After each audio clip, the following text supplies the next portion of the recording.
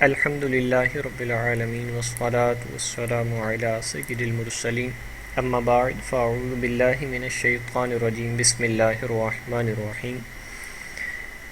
کلمے کی فصاحت سبق نمبر 1 میں بیان ہو چکی، اب کلام کی فصاحت پر گفتگو کرتے ہیں۔ صاحب کتاب لکھتے ہیں فصاحت الکلامی سلامتہ من تنافر الکلمات مجتمعۃ ومن ضعف التالیف ومن التعقید مع فصاحت کلماتہ۔ کلام کی فصاحت اس کا سلامت ہونا ہے کلمات کے تنافر سے، جب کہ وہ کلمات اکٹھے ہوں، جمع ہوں، اور ضعف تالیف سے اور تاکید سے، اس کے ساتھ ساتھ تمام کلمات کا فصیح ہونا۔ مصنف نے یہاں پر کلام کی فصاحت کے لیے جو چند ضروری چیزیں ہیں جن کی بنیاد پر کلام کے فصیح ہونے یا نہ ہونے کا فیصلہ کیا جاتا ہے، ان کو بیان کیا ہے۔ پہلی چیز ہے تنافر کلمات۔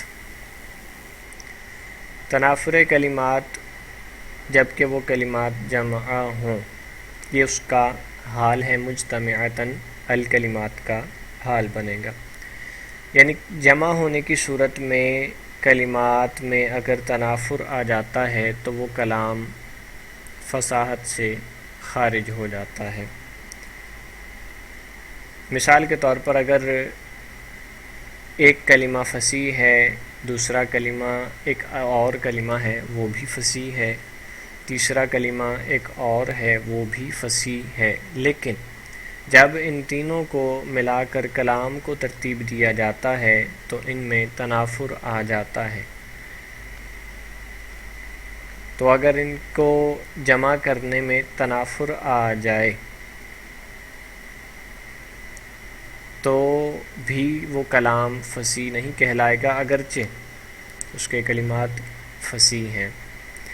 دوسری وجہ جس کی وجہ سے کلام فصاحت سے خارج ہو جاتا ہے وہ ہے ضعف تالیف۔ ضعف تالیف یعنی ترکیب کلام میں کمزوری کو ضعف تالیف، آپ ترکیب کلام میں کمزوری کو کہہ سکتے ہیں، یہ انشاءاللہ تفصیل آگے پڑھیں گے۔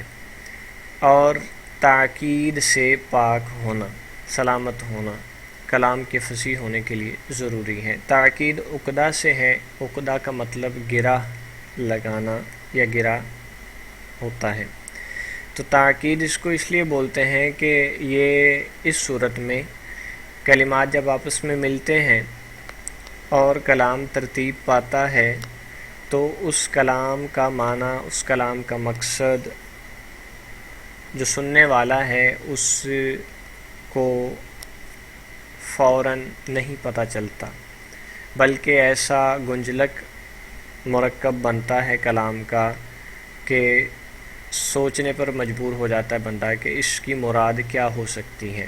آسان لفظوں میں اس کو یوں سمجھے جیسے ہم نے کلمے کی فصاحت میں پڑھا تھا کہ وہ غرابت نہ پائی جائے اس میں، یعنی اس کا معنی اگر ظاہر نہیں ہے تو وہ غریب کہلائے گا۔ تو کلام کا اگر معنی ظاہر نہیں ہے، اور ظاہری بات ہے کلام کلمات کے ملنے سے ہی بنے گا، اس وجہ سے اس کو تاکید کہتے ہیں کہ کلمات کے ملنے کی وجہ سے اس کلام کا معنی ظاہر نہیں ہو رہا جس طرح اس کو ظاہر ہونا چاہیے تھا، تو اس وجہ سے اس کو تاکید کہتے ہیں۔ یعنی گرہ لگی ہوئی ہے معنی پر اور اس میں غور و خوض کرنا پڑتا ہے تاکہ اس کا معنی نکل آئے، واضح ہو۔ ان سب چیزوں کے ساتھ ساتھ بنیادی طور پر جو شرط ہے وہ ہے فصاحت کلمات، یعنی یہ تینوں چیزیں پائی جائیں کہ تنافر بھی نہ ہو جب کلمات کو جمع کیا جائے، پھر ضعف تالیف بھی نہ ہو اور تاکید بھی نہ ہو۔ ان تینوں چیزوں کے ساتھ ساتھ کلمات بھی فصیح ہوں، یعنی کلمات اٹ سیلف فصیح ہونے چاہیے۔ اس کے بعد دیکھا جائے گا کہ ان کو ملانے پر تنافر کلمات تو نہیں آ رہا، یا ان کی ترتیب کمزور تو نہیں ہے، ان کی ترکیب کمزور تو نہیں ہے، یا ان میں تاکید تو نہیں پائی جا رہی، یعنی کلمات کا فصیح ہونا اولین شرط ہے۔ اور یہاں پر مصنف نے تینوں جو معطوف علیہ بن رہے ہیں، تنافر کلمات، ظرف تالیف، تاکید، ان کے ساتھ حرف جر کا ذکر کیا ہے، من کا۔ تو اس سے مراد یہ ہے کہ اگر تینوں میں سے کوئی ایک بھی چیز پائی گئی تو کلام فصاحت سے خارج ہو جائے گا، یعنی اس کا کلام کا ان تینوں چیزوں سے خالی ہونا ضروری ہے۔ تینوں میں سے کسی ایک چیز سے خالی ہے تو کلام فصیح نہیں ہوگا، بلکہ تینوں چیزیں نہیں پائی جائیں گی تب کلام فصیح ہوگا۔ تنافر کی طرف آتے ہیں۔ تنافر ہم نے کلمے کی فصاحت میں بھی پڑھا تھا۔ تنافر ایسے وصف کو کہتے ہیں جس کی وجہ سے، یا وہ وصف جو کلام کو زبان پر ثقیل کر دے، مشکل کر دے، اس کا ادا کرنا زبان کے لیے مشکل ہو جائے۔ فالتنافر وصف فی الکلام یوجب ثقلہ علی اللسان وعسر النطق بہ۔ ایسا وصف کلام میں جو لازم کر دے اس کلام کے ثقل کو زبان پر، اور اس کے ساتھ بولنا مشکل کر دے، یعنی کلام میں ایسا وصف پایا گیا جس کی وجہ سے وہ کلام زبان پر ثقیل ہو گیا اور اس کو ادا کرنا مشکل ہو گیا، تو اس کو تنافر کہیں گے۔ مثال کے طور پر یہاں پر دو اشعار دیے گئے ہیں: فی رفع عرش الشرع مثلک یشرع ولیس قرب قبر حرب قبر۔ دوسری مثال ہے: کریم متی امدحہ امدحہ والورا معی واذا ما لمتہ لمتہ وحدی۔ جو پہلی مثال ہے وہاں پر دو کلمات کو جب جمع کیا گیا تو ایک کلمہ جس حرف پر ختم ہو رہا ہے اگلا کلمہ اسی حرف سے شروع ہو رہا ہے، جیسے رفع عین پر ختم ہو رہا ہے، اس سے آگے عرش شروع ہو جاتا ہے۔ پھر عرش شین پر ختم ہو رہا ہے تو آگے شرع آ جاتا ہے۔ تو جب اس انداز میں کلمات کو جمع کیا گیا تو ان کو ادا کرنا زبان کے لیے ثقیل ہو گیا، مشکل ہو گیا، اس وجہ سے یہ کلام فصاحت سے خارج ہو گیا۔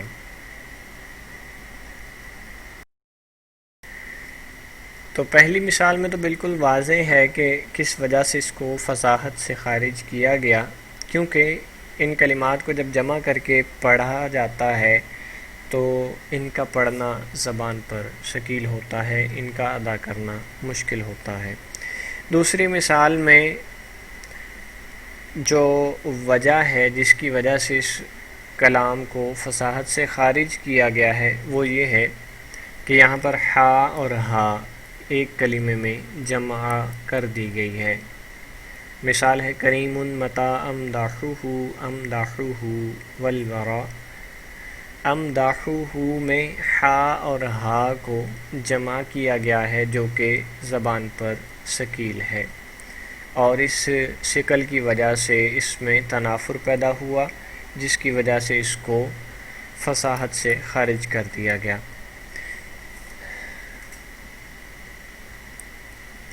اور دوسری وجہ جس کی وجہ سے کلام فصاحت سے خارج ہو جاتا ہے وہ ہے ضعف تالیف، ترکیب میں کمزوری۔ اس کی تعریف کیا ہے؟ کون الکلامی غیر جار علی القانون النحوی المشہور۔ مشہور نحوی قانون پر جاری نہ ہونا کلام کا۔ اگر کلام نحوی قانون کے مطابق نہیں ہے تو پھر اس کی ترکیب میں کمزوری پائی جائے گی اور اس کو ضعف تالیف کہتے ہیں، جس کی وجہ سے وہ فصاحت سے خارج ہو جائے گا۔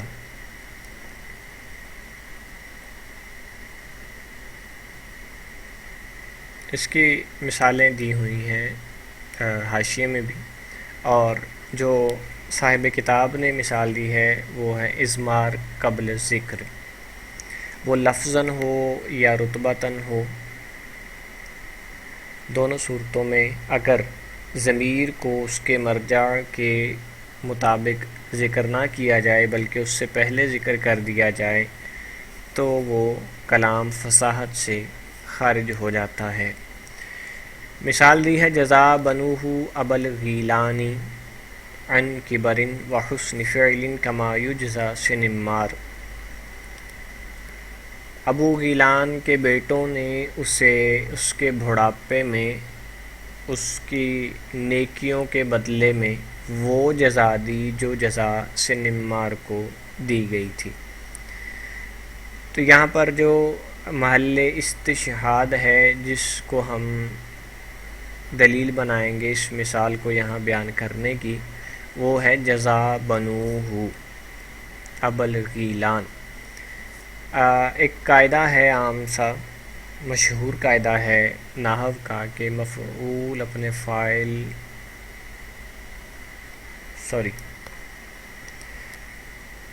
کہ ضمیر اپنے مرجع کے بعد آتی ہے، یعنی جس کی طرف وہ لوٹے گی وہ پہلے آئے گا اور ضمیر بعد میں ذکر کی جائے گی۔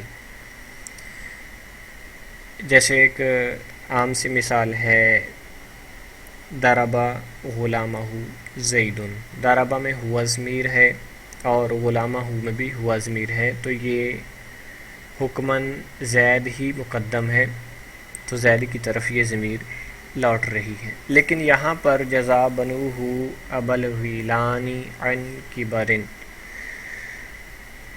جزا فعل ہے اور ابا الغیلان اس میں جو ابا ہے یعنی ابو الغیلان ہے، یہ مرجع ہے بنوہ میں ہوا ضمیر کا۔